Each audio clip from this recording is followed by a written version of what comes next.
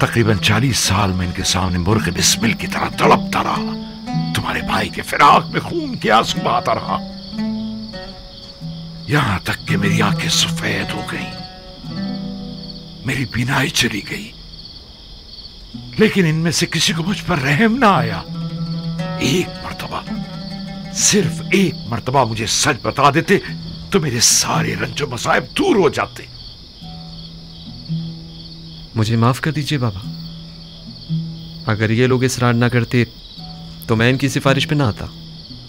इसमें कोई शक नहीं कि तुम्हारे बाबा का यह रवैया तुम्हारे भाइयों की भलाई में ही है।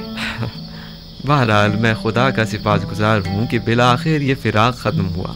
बाबा, रवानगी का हुक्म नहीं फरमाएंगे आप? भाई यूसुफ हमारे मुंतज़िर होंगे।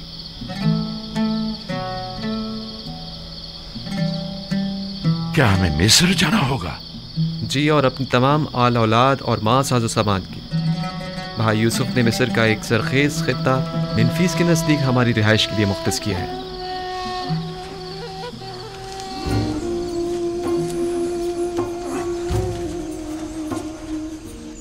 कल सुबह हम रवाना होंगे। कहो कि सामान सफर बांधें और रवानगी की तैयारी करें।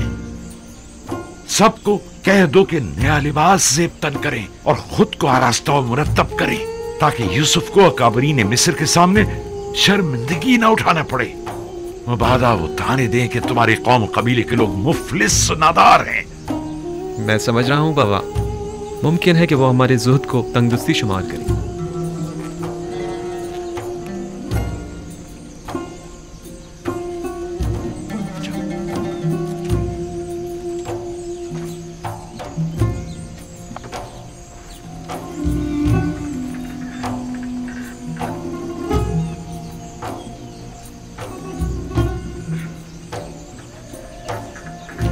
किनान के लोगों के लिए ये बहुत सख्त है कि उनका पैगंबर उनसे जुदा हो जाए। अगर आप अपने गुमशुदा बेटे यूसुफ नबी की मुलाकात के लिए ना जा रहे होते तो हम आपको जरूर रोक लेते और हर किसी इतनी आसानी से ना जाने देते। ऐ नबी खुदा, हमारे लिए भी किनान और अपने दोस्तों से दूर जाना निहायत दुश्वार है, लेकिन वली खुदा का फरमान है, लिहाजा हमें इताअत करनी होगी। फिरौनों की सरजमीन के लोग यकता परस्ती से नाआशना हैं। शायद यूसुफ आईन इब्राहिम की तरवीज के जरिए चाहता हो कि मिस्र में आईन यकता परस्ती राज करे।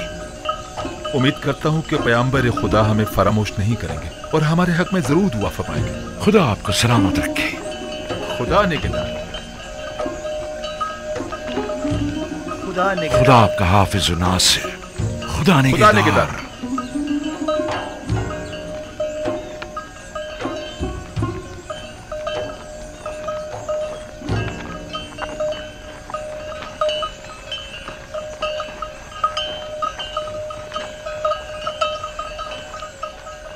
खुदा हाफिज है मेरे बैतुल हुस्न।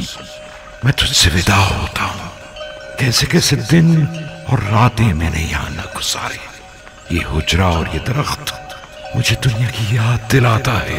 हम में से हर शख्स सफर के दौरान कुछ अरसे महज आराम की खातिर दरख्त के साए तले बैठता है और फिर अपनी मंजिल मकसूद की तरफ चल पड़ता है, और अभी सही तौर पर अपनी इस आरजी अकामतगाह में आसूदा नहीं हो पाते कि मौत के हाथों इस नापायदार अकामतगाह को छोड़ने पर मजबूर हो जाते हैं।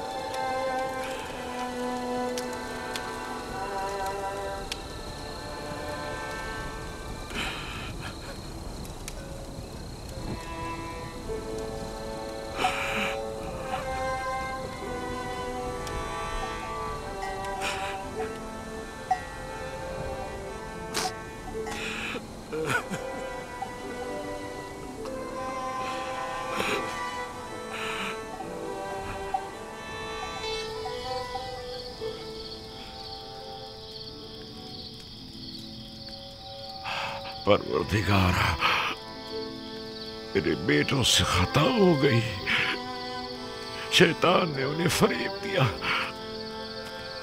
मैंने अपना हक उन्हें माफ कर दिया। तू भी उन्हें बख्श दे।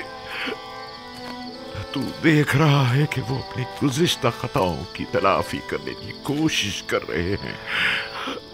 तू उनकी तौबा व अनाबत को कबूल फरमा।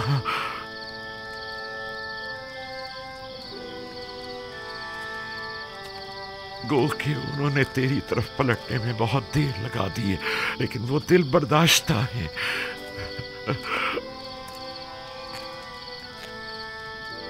अगरचे देर से तौबा की है, लेकिन अब वो नादिम पशेमान है और तेरे दरियाए रहमत से बख्शिश की उम्मीद रखते हैं।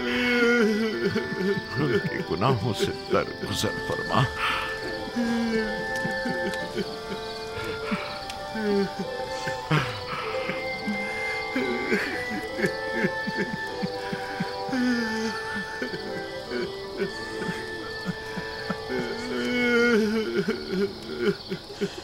भला ऐसा हो सकता है कि एक बाप अपने बच्चों को कभी माफ ना करे? मैं तो बहुत पहले ही तुम लोगों के लिए तलब बख्शिश करना चाहता था, लेकिन डरता था कि तुम लोग जिस असीम गुनाह के मुर्तकिब हुए हो, कहीं खुदावंद मेरी शिफात को रद्द न फरमा दे। मैं तुलुए सहर के इंतजार में था। सहर कबूलियत दुआ का वक्त है। मैं जानता था कि इन लहज़ात में खुदावंद मुताल मेरे दस्ते न्याज को रद्द नहीं फरमाएगा।